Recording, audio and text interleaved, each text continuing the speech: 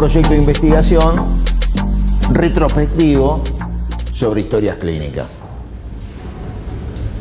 Entonces, como ahí no hay forma de individualizar a las personas para hacerles pedir el consentimiento, y como uno pone en el protocolo que va a tener la absoluta confidencialidad de los datos, se puede hacer sin consentimiento informado. Pero no se puede hacer sin consentimiento informado, en realidad, ningún estudio prospectivo. No se puede, con fines educativos, pasar un video de una persona, de un paciente, si el paciente no autoriza y no firma y expresa orden de que puede ser utilizado con fines educativos. Y uno le tiene que explicar claramente en el consentimiento escrito para qué se va a usar y cómo se va a usar.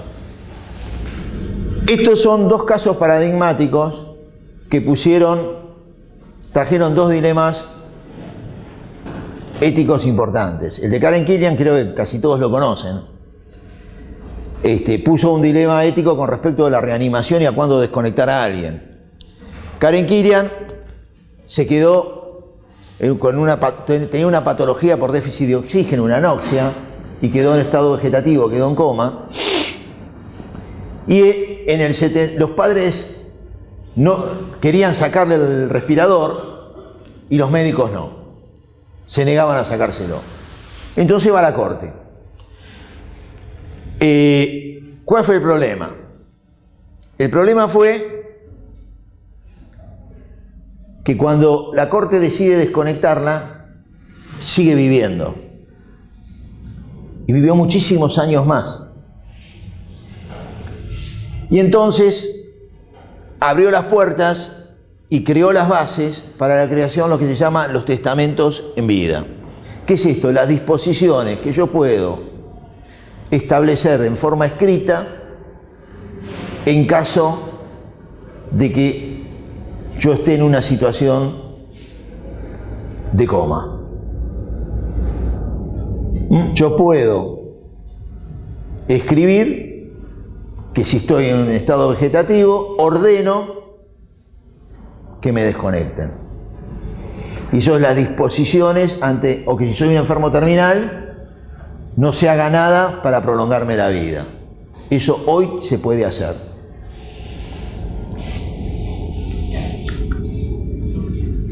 Baby Doe fue un problema más complicado.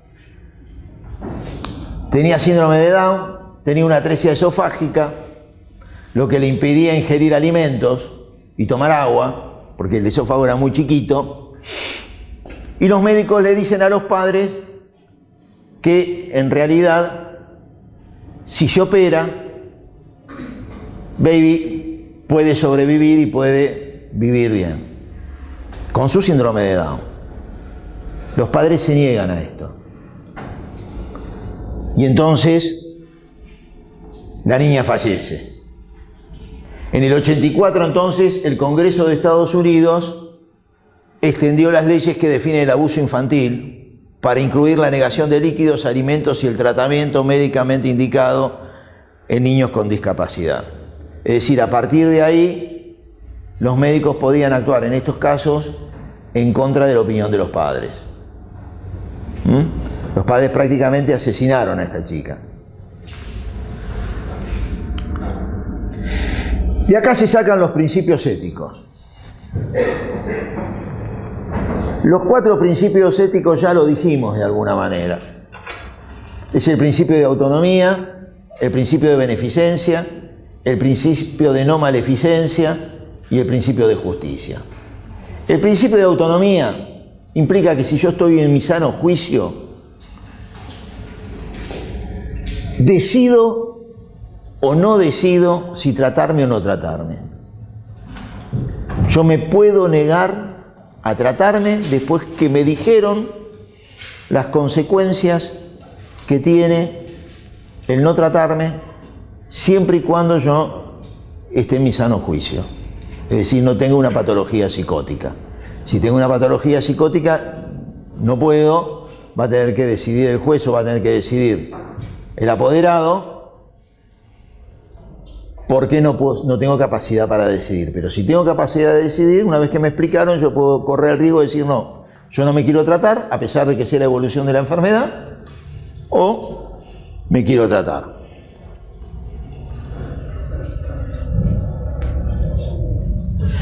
Lo otro que le dije, el principio de no maleficencia es primero no dañar, no hacer daño, al menos intencionalmente. Ustedes saben que nosotros siempre podemos hacer daño no intencionalmente, lo que se llama la iatrogenia. La iatrogenia es un daño causado sin la intención de haber causado el daño, que nos puede pasar porque nosotros tenemos una actividad totalmente imperfecta. Cuando damos un medicamento, hay por ahí efectos colaterales e indeseados que ni siquiera conocen uno. Por ejemplo, las alteraciones oculares de los corticoides se vieron 25 años después del uso. O sea que en realidad hay cosas que uno desconoce, pero ahí no hay intención de hacer daño. Yo le digo una cosa muy simple: nunca indiquen nada, ni den una medicación o una intervención si no lo harían en ustedes o no lo harían en un ser querido de ustedes. Es muy fácil el principio.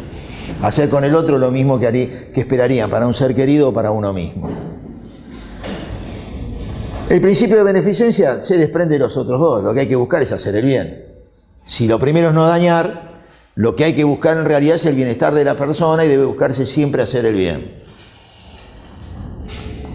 Y el de justicia, que es el más difícil, es repartir equitativamente recursos, posibilidades, derechos, beneficios y responsabilidades. ¿Por qué es más difícil? Porque hay distintas medicinas, esto es verdad.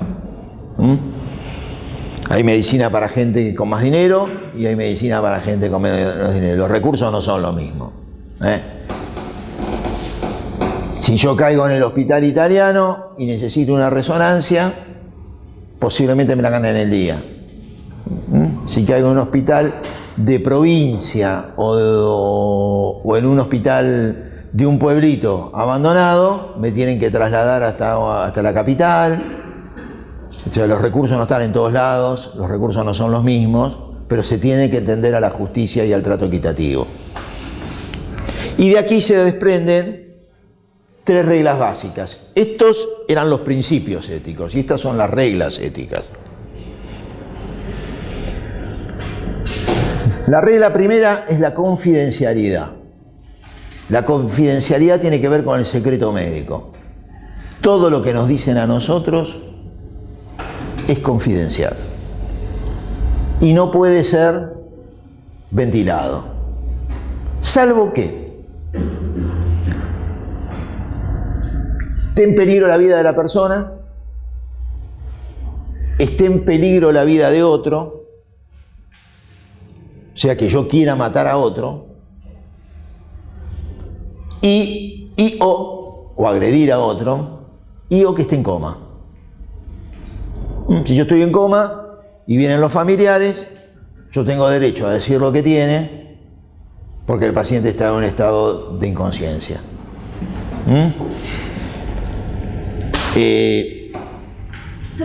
Les cuento una cosa simple. El otro día un muchacho que supervisa conmigo, que es psiquiatra, trae un caso en el cual el paciente es adicto y la mujer pide una consulta con el profesional. Sabe que el sujeto es adicto, o al menos, no sé si lo sabe, no lo sabe, lo intuye, no lo intuye, pero él nunca se lo contó.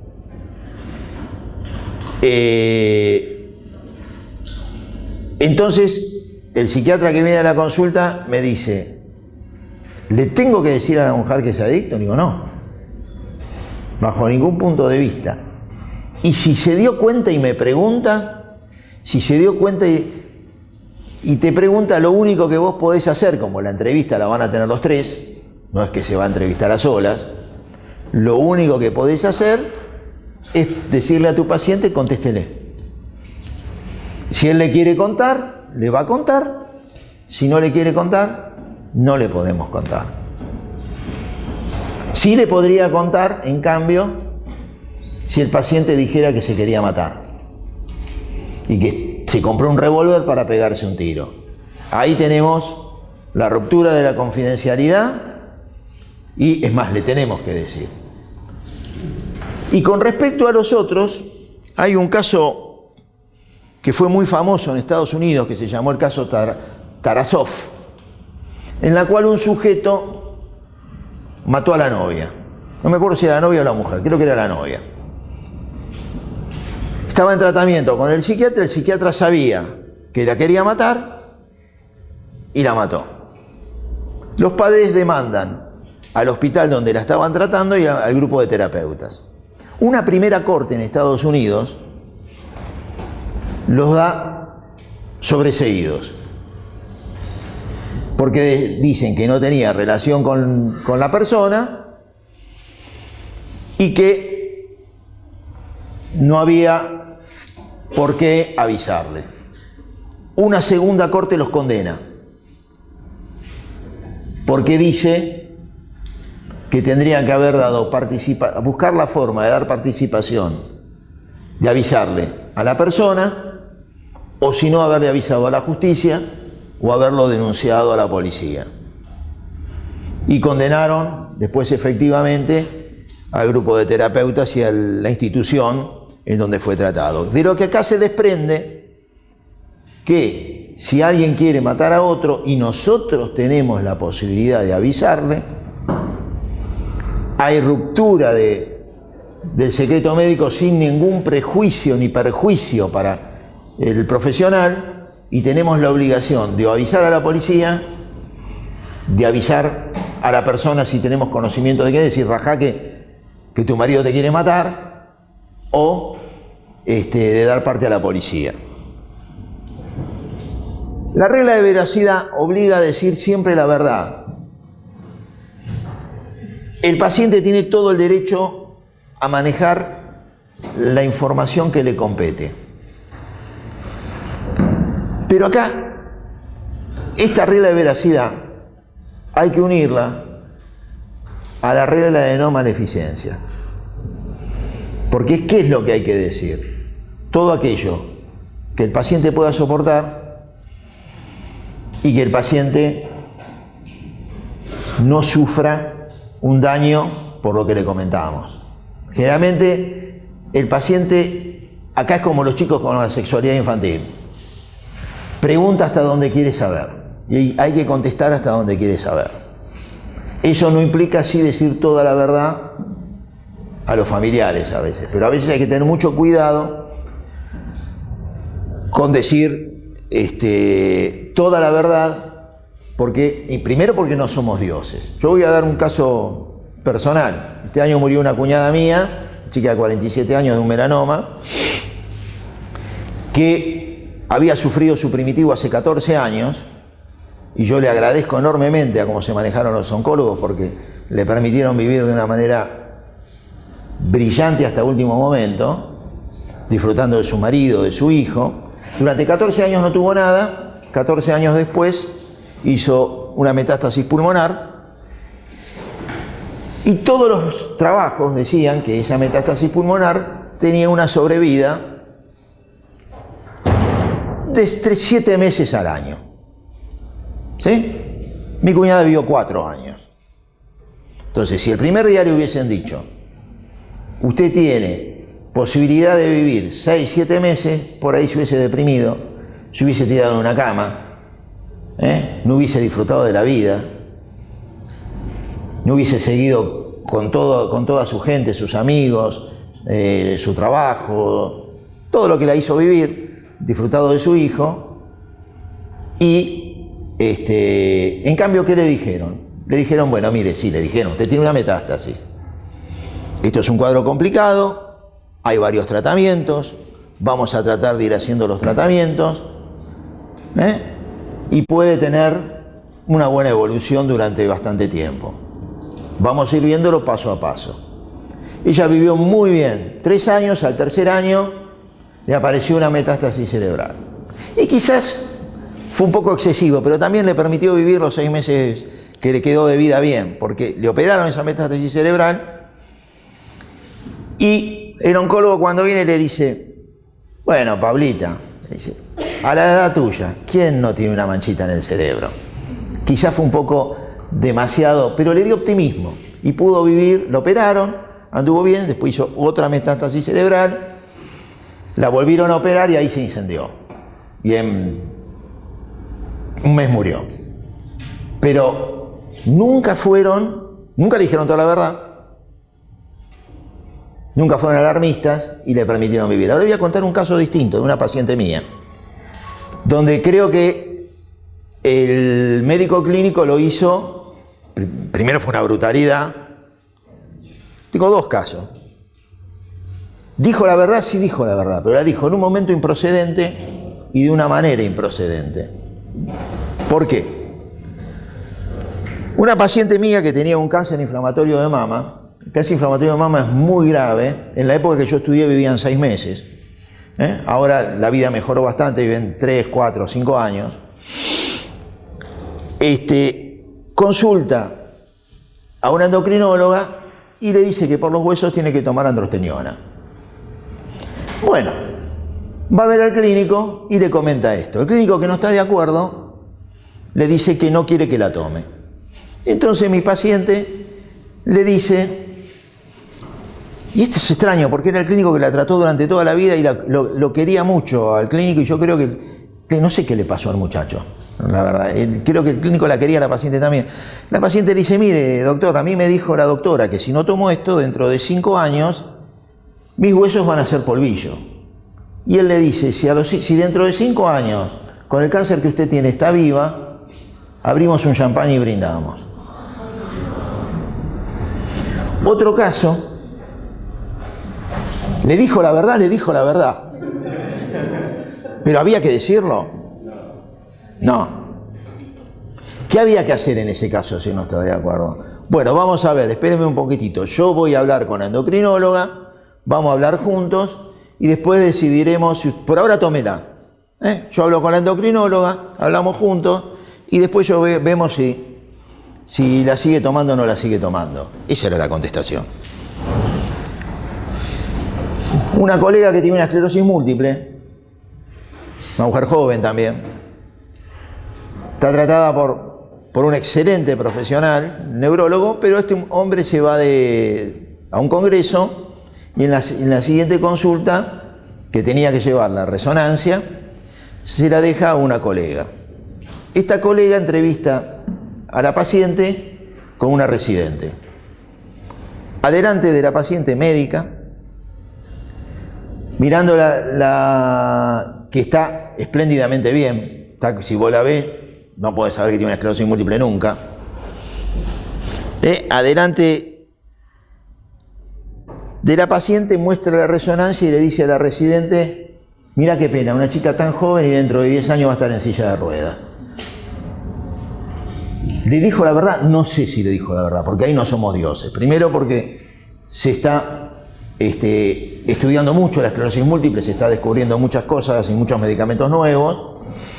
Y por otro lado no somos dioses y no podemos dar términos fehacientemente. Capaz que nos sorprendemos, hay gente que inclusive tiene evolución espontánea de enfermedades, y por ahí dentro de 10 años está perfectamente bien como ahora y ojalá así sea. Entonces guarda con la veracidad. El consentimiento informado en la práctica clínica también se hace a medias. En la práctica clínica el consentimiento informado, en verdad uno tendría que decir absolutamente todo cuando una práctica.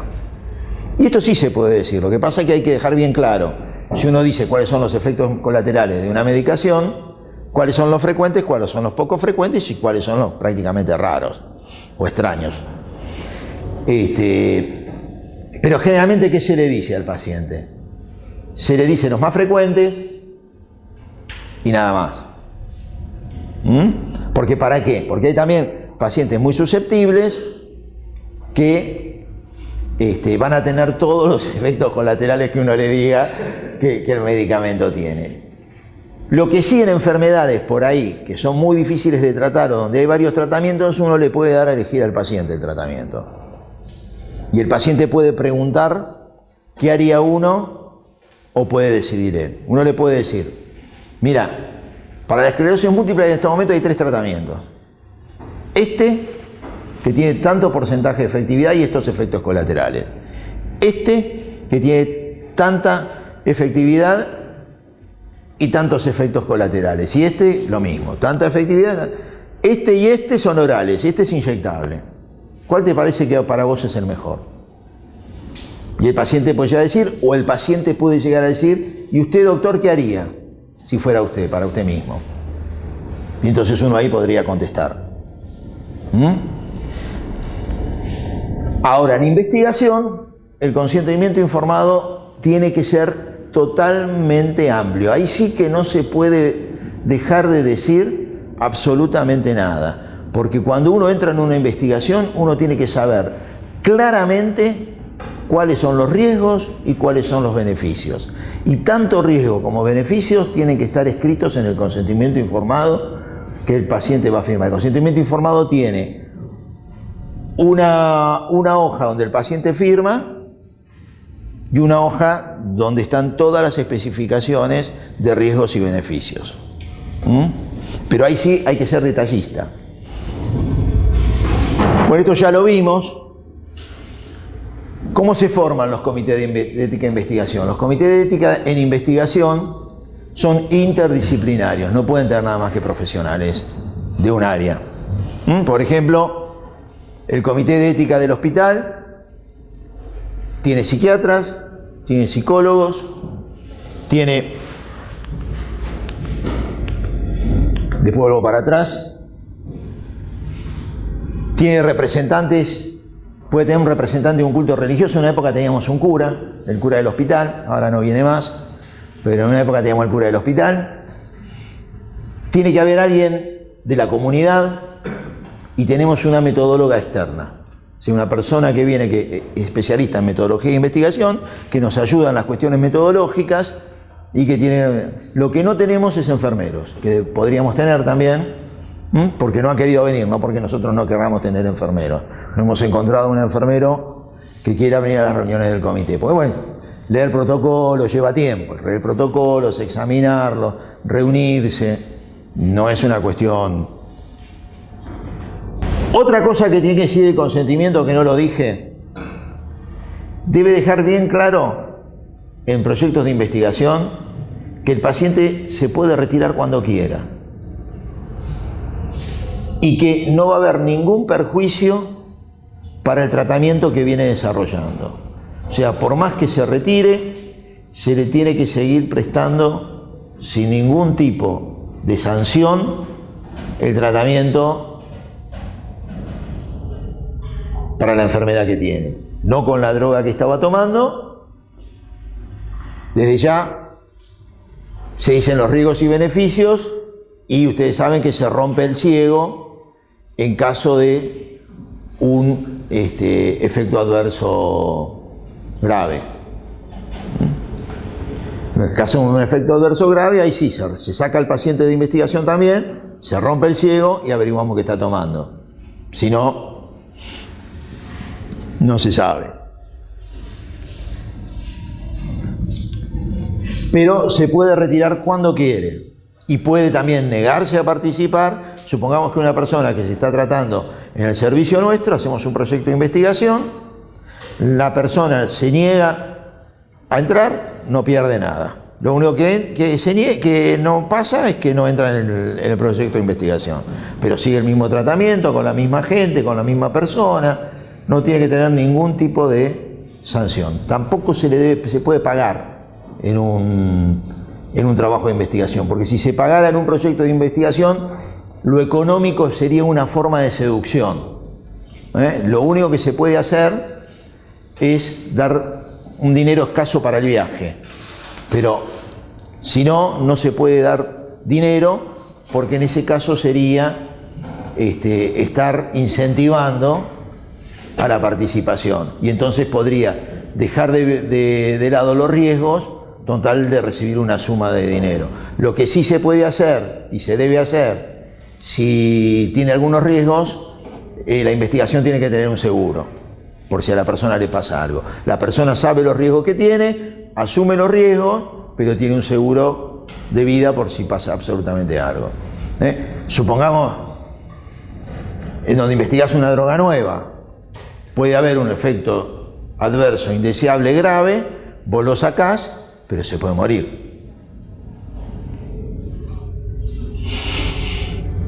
Estos son, no los tienen que saber, estos son algunas de las normas que fueron creadas para establecer cómo se debe hacer un protocolo de investigación, ¿no? Hay que siempre respetar la Declaración de Helsinki, tenés las pautas éticas para la investigación en seres humanos, la Declaración Universal sobre Bioética y Derechos Humanos de la UNESCO, la Declaración de las Américas de las Buenas Prácticas Clínicas, las guías operacionales, cómo tiene que trabajar un comité de ética, la Declaración sobre el Genoma y los Derechos Humanos, la Declaración Internacional sobre cómo se conservan los datos genéticos y cómo se pueden manipular y no, las guías de buenas prácticas de investigación clínica.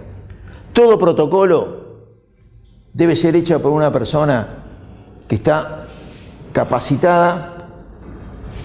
El que dirige el proyecto de investigación tiene que estar capacitado en la área que va a investigar. O sea, tiene que ser una persona que esté comprobado, que tiene antecedentes en la materia y que va a investigar algo que ya conoce.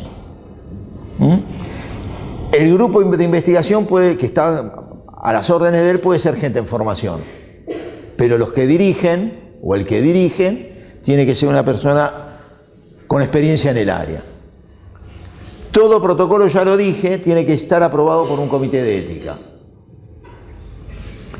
Y en el protocolo tiene que estar bien claro las especificaciones sobre la ética y las consideraciones éticas. Por ejemplo, un protocolo retrospectivo que no necesita consentimiento informado, ¿qué tiene que garantizar? Tiene que garantizar la Declaración de Helsinki y tiene que garantizar la ley 33.101, creo que es la ley de protección de datos, en la cual se establece que no va a haber bajo ninguna forma posibilidad de identificar a los sujetos pertenecientes a la investigación.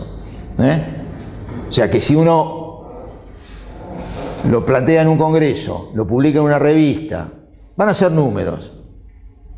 No va a haber nada que identifique a la persona. Supongamos, de 88 personas que consultaron el año anterior en el servicio, supongamos, vamos a hacer mentira, supongamos 30 cometieron cell mutilation. De esas 30, 25 lo hicieron una sola vez.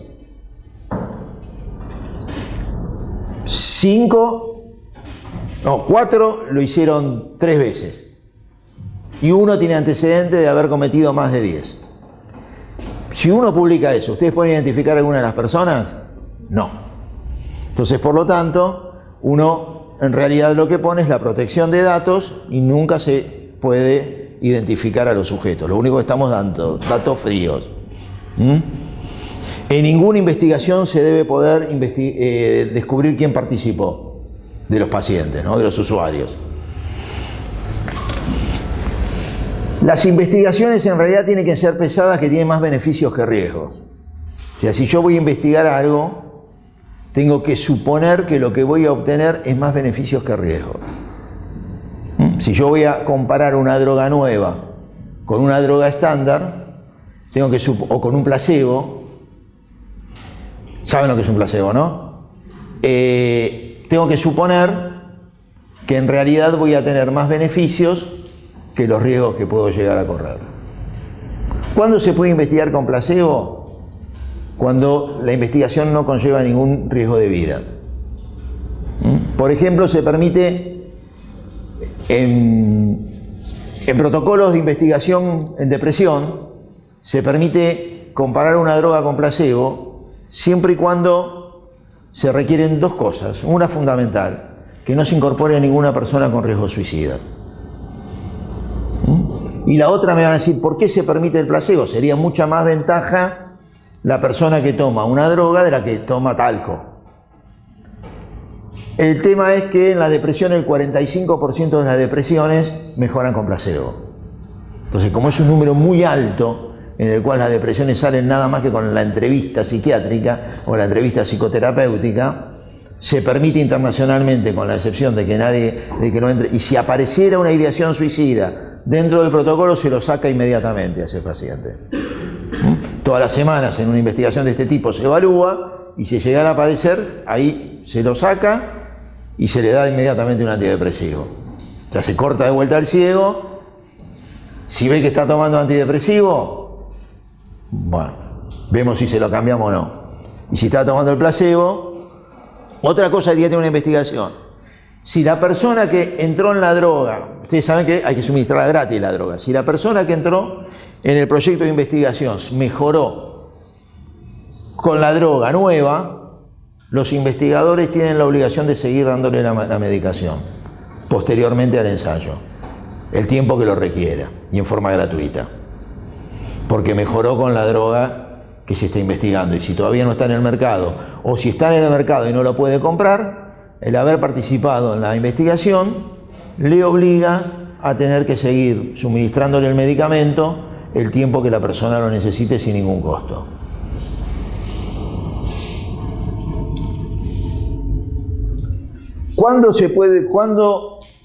¿Qué pasa con el consentimiento informado de un menor? El consentimiento informado de un menor lo tienen que dar los padres. Ahora hay una ley que a partir de los 14 años, más a los 16, el menor puede atenderse y entrar en un proyecto de investigación en oposición a lo que piensan los padres.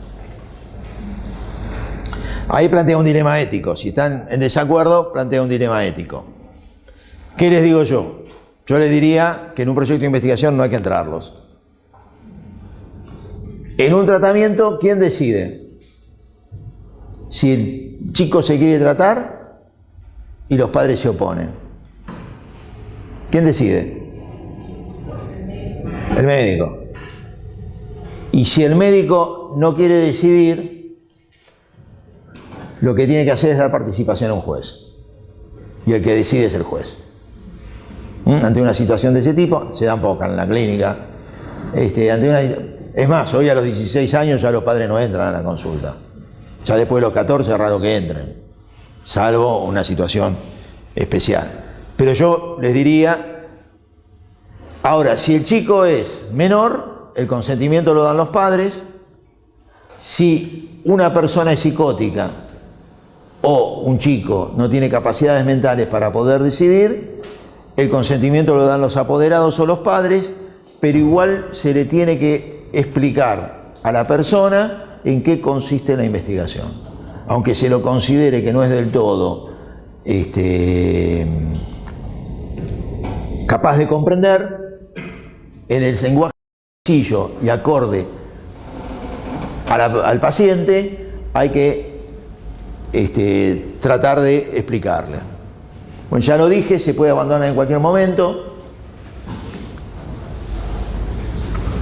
Bueno, esto es lo que acabo de decir. En patología mental hay que tener mucho cuidado en los diseños. Hay que verlos con lupa. En otros también. Cuando yo estudié, era muy famoso un proyecto que era el proyecto Framingham. ¿Qué consistió el proyecto Framingham?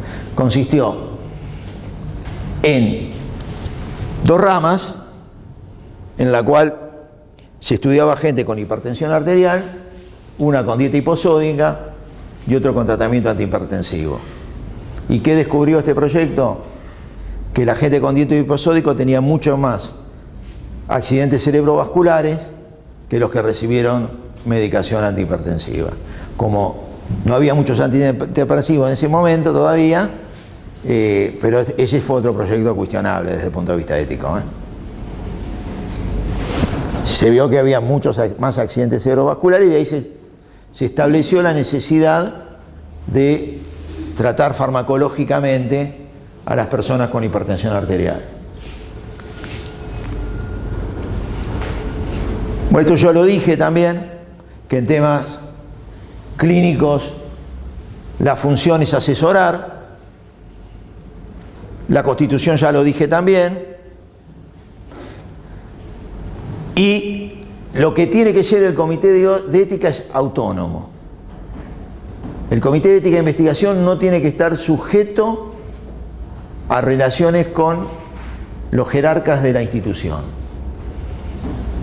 O sea, el Comité de Ética no me puede poner un profesional director.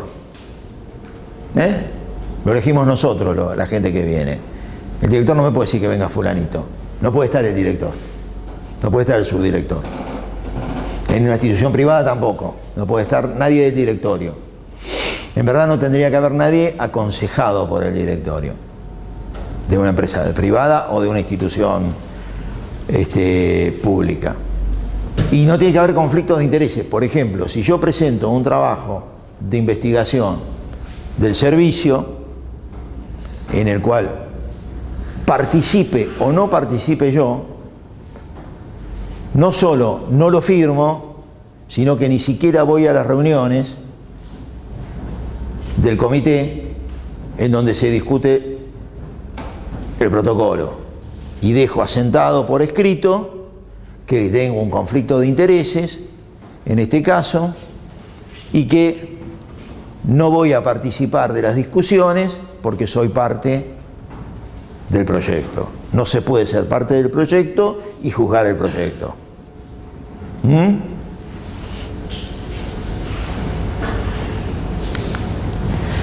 Bueno, y para finalizar, ya lo hablamos, pero son algunos de los problemas éticos frecuentes. Pacientes terminales, el concepto de eutanasia. Hoy, ¿hasta dónde algunos pacientes terminales se acelera la muerte y es una eutanasia encubierta?